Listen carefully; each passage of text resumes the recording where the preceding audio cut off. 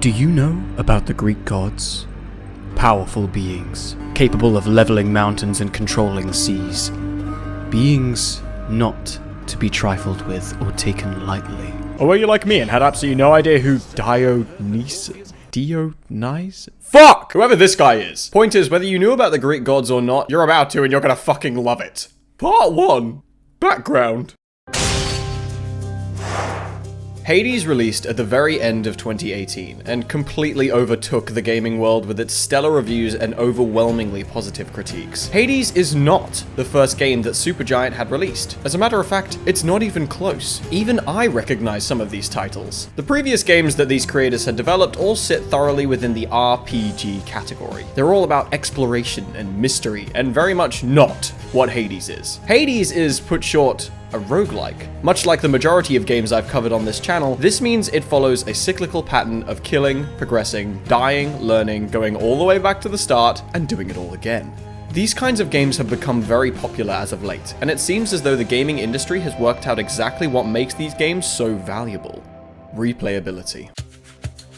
For a game to be replayable, I'm going to take a few notes out of Red Riot Ross's books and say that they need two core things: variety and challenge. Variety in most cases with roguelikes comes in the forms of weapons and items. While Dead Cells and Risk of Rain 2 have quantities nearing the hundreds, Hades has 6. I know, right? Technically, these are your weapons, and while they each have 4 unique playstyles, it only totals the number of weapons you have the ability to use to 24. It's still not hundreds, is it? Oh wait, that's probably because Hades uses an in-depth upgrade system. These upgrades are called boons, and it's effectively a godlike blessing from the, gods. They descend from Olympus in all their might and glory and say, "Hey, sup nerd, you seem pretty weak there. Take this. Now you'll suck less." Now there are quite literally a metric butt-ton of boons in this game. Some are better than others in certain situations, and then these same boons that do well in one place are actually quite likely to suck elsewhere. This forces variety, and I honestly think it's one of the most balanced parts about the game. Part 2. Genres. So I've talked a tiny bit about what makes a game a roguelike. What else is there? As is the case with most roguelikes, there are unlockables. While games like Risk of Rain 2 have unlockable characters and some optional side grades, Hades has unlockables that work a little differently.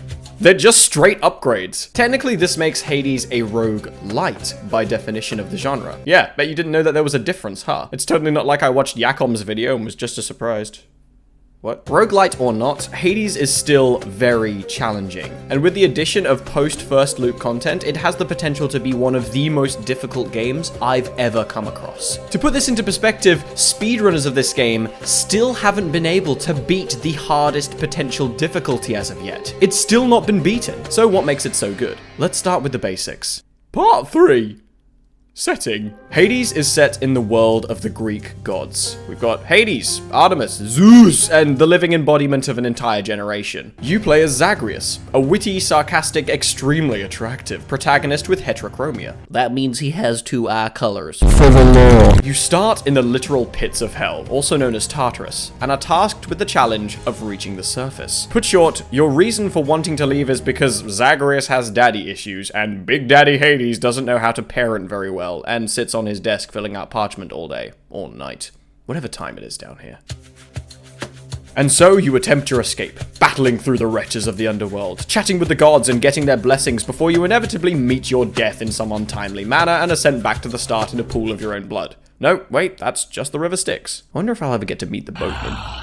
Yeah. Now, as you inevitably get better at the game, you also have the opportunity to get stronger too, using the Mirror of Nyx. It's the most meta concept imaginable, that you must reflect on your failures in order to grow stronger. I love this. Moving past the mirror, you are greeted with a bunch of chained up weapons that you probably guessed you need keys to unlock. Go figure. And so you continue your gruesome battle through Tartarus, sending shades even further into the depths and now grabbing keys as you go. What a thrilling lifestyle. Part 4. Combat. The fighting in Hades is nothing like anything I've ever experienced. It's snappy, fast-paced, angular, and diverse as hell. You start with 5 core movesets that never change. An attack, a special, a dash, a cast, and when you get a boon for it, a call. You can use these actions together and in sequence to produce new results, like dashing at the same time as attacking will do a lunge of sorts, starting interactions with a heavy-hitting special before finishing foes off with light attacks, throwing out your cast and then comboing that damage with a dash attack to get high burst damage, whatever. Oh, by the way, have you met Skelly yet? He's freaking awesome. The way combat feels in this game is usually tied to how you like to fight and how much damage you're dealing. Hades makes a point of having the game feel like shit if you're dealing no damage, because it's one thing to lunge through a pack of enemies and practically one-shot them, than it is to repeatedly chip away at one of their health bars like this pathetic little rat biting at its ankles. Oh Jesus, not that kind of rat. The way upgrades work in this game is honestly very much like Dead Cells. You put all of your eggs in one basket and then throw the whole thing at the nearest boss. The idea is to go all in one ability, be it your cast, your attack, your dash, whatever. The objective is to have something dealing a lot of damage so that your rooms look more like this and less like this. Got it? Part 5. Characters. This is easily the thing that turns Hades from a great game into a game that has so many awards that you can barely read them when they're all packed into the thumbnail. The story was good from the start, the gameplay is solid and cathartic, and god, I love shredding these things to pieces, but the characters. Ugh. It is no joke when I say that each character in this game has thousands of interactions. In fact, in the nearly 100 hours of playtime I have in this game, there are two, count them, 2 voice lines that have repeated themselves. One from the narrator talking about Cerberus and his delicious Lunchables, and the second being Thanatos once you've already spoken to him 50 times over. I can't get over just how in-depth the characters are. Am I playing some kind of dating simulator? What? Honestly, that's not a bad way to describe Hades. On one hand, it's a straight up amazing roguelike, and on the other, it's a fucking visual novel. One thing I was told when first playing through the game was to never skip dialogue, as it only appears once. I was a little surprised to hear a sentence like that at first, but now I get it. Not only do the characters have this ongoing and evolving set of interactions, but they also react to things you've done along the way, like removing your upgrades from the mirror for a greater challenge, selling all of your boons for a greater challenge, using the Pact of Punishment for a greater... Okay, look, if you start speedrunning, then Hermes, the god of going fast, takes notice, and I think that's cool, alright? There's something to be said about the story, too. It's gripping. And better yet, until you practically do everything, it isn't fully resolved. It's like an actual novel, where once one problem is being solved, another becomes apparent. And once the first one is over, the second one moves into play and a third begins at the same time. Every success brings a new obstacle to overcome. And this keeps you thoroughly invested and wanting to continue over and over again. And it's not like it downplays any of your achievements either. It feels so good to finally reach the surface and you're legitimately rewarded. But once you finally get up there, you're faced with yet another challenge that feels even less achievable. But your perseverance brings you to overcoming even that, and you're rewarded yet again, and in an even better way than I could have predicted. This game is truly one of a kind, but there's one last thing I want to cover. I just don't know how to put it. I think I know what it is.